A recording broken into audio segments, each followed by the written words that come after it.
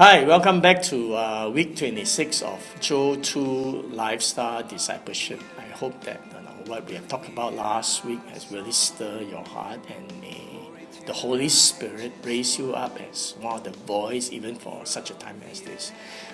Today we're going to continue to talk about Joel 2 verse 1, which primarily is about that necessity of a voice of God in such a time as this.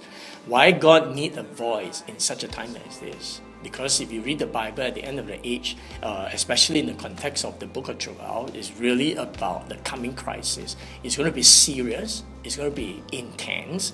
If the people of God has no understanding, many will be confused, and worse than that, the Bible talks about many believers will be offended and resulting in the great falling away, which Apostle Paul prophesied about in 2 Thessalonians chapter 2. God raised up the voice of God to blow the trumpet, as what Joel talked about. Primarily is to answer three very important pastoral questions. The first one is why judgment is so severe. So if you read the Bible, the end time judgment is going to be serious. It's going to be severe.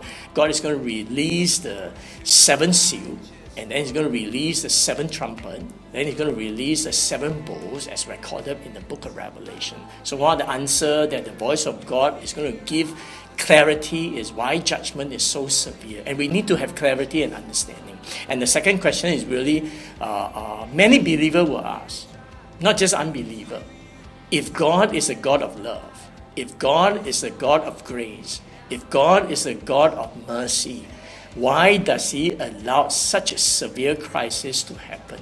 It's a very important answer that all of us need to have clarity. And the third question is, what can the people of God do?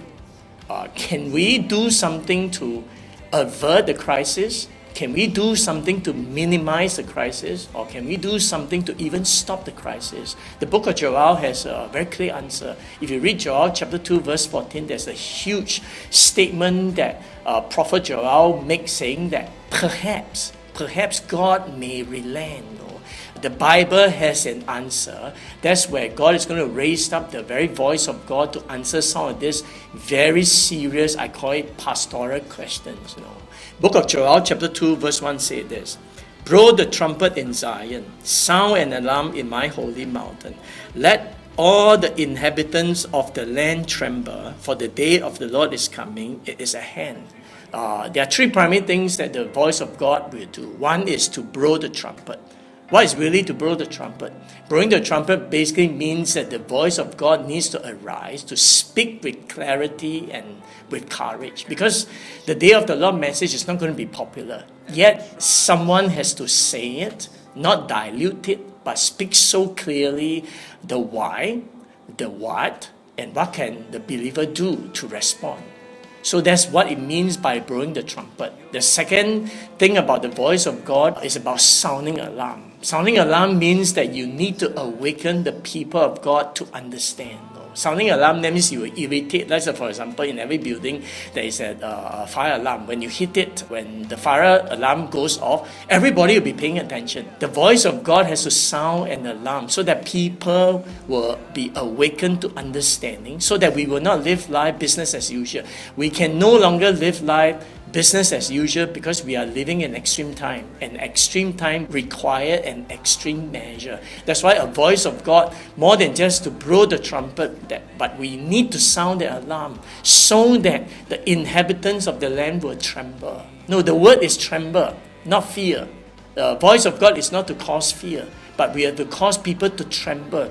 Trembling will result in responding to God. That's why God is raising up voices of God in such a time as this. May God grant you understanding as you read and meditate on Joel chapter 2, especially verse 1, and may the Holy Spirit stirs your heart, grant you understanding that you can arise as a very voice of God, nameless, faceless, but making sense, declaring what is about to happen even in such a time as this. God bless you. See you next week.